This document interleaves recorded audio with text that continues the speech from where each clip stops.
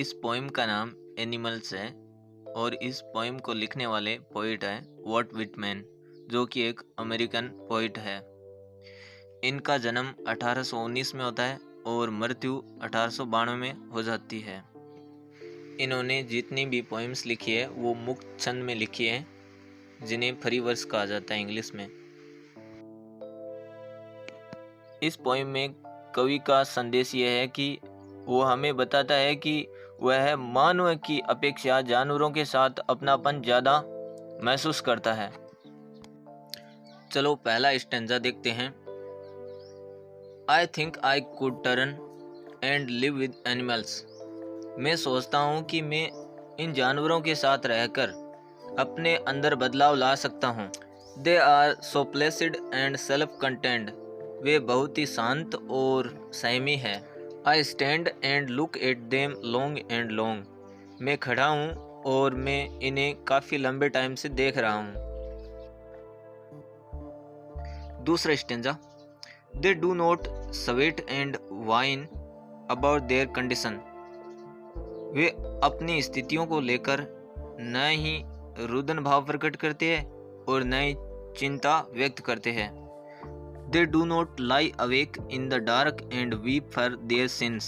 ये जानवर अपने पापों के लिए अंधेरे में जागते पड़े नहीं रहते हैं, मतलब ये पास्ट में कभी भी नहीं जीते हैं। जो कुछ भी इन्होंने सिन किया है, पाप किया है, उनके लिए ये रोते नहीं हैं। They do not make me sick discussing their duty to God. जब वे अपनी ड्यूटी को लेकर भगवान से विचार विमर्श कर रहे होते हैं, मतलब बातचीत कर रहे होते हैं, तब मुझे इस डिस्कसिंग से कोई भी परेशानी पैदा नहीं होती है। तीसरा stanza. Not one is dissatisfied, not one is demented with the mania of owning things. सभी जानवर संतुष्ट है, कोई भी जानवर अपनी चीज़ों को लेकर पागल नहीं है, मतलब उनमें पागलपन सवार नहीं है जो कुछ भी उनके पास है। Not one kneels to another. और ना ही कोई भी जानवर एक दूसरे के आगे घुटने टेकते हैं। Nor to his kind that lived thousands of years ago. और ना ही हजारों साल पहले ऐसी हरकत थी कि कोई एक जानवर दूसरे जानवर के आगे झुके, घुटने टेके। नॉट वन इज रिस्पेक्टेबल और unhappy over the whole earth. इस पूरे संसार में कोई भी जानवर आदरणीय नहीं है और ना ही नाखुश है। सीधा सा मतलब है कि उनमें कोई भेदभाव की भावना नहीं है।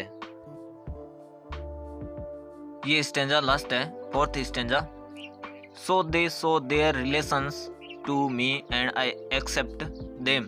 तो इस तरह वे मेरे सामने रिलेशंस प्रकट करते हैं और मैं उन्हें स्वीकार कर लेता हूँ। They bring me tokens of my self. यहाँ टोकन्स का मतलब है मानवीय मूल्यों से, जैसे दया है, शांति है। वे मुझे मेरे अपने ही उपहारों को दे रहे हैं। They evince them plainly in their possession. और वाकई ऐसे उपहार इनके पास है और इन्हें ये सरलतापूर्वक स्पष्ट रूप से प्रकट कर रहे हैं। I wonder where they get those tokens. और मैं सोच रहा हूँ कि इन्हें ऐसे उपहार मिले कहाँ से। Did I pass that way huge times ago and negligently drop them. क्या मैं बहुत टाइम पहले इनके पास से गुजरा था और इन्हें बिना ध्यान दिए उपहार देकर चला गया था। तो ये थी poem animals. Thanks friends, bye bye.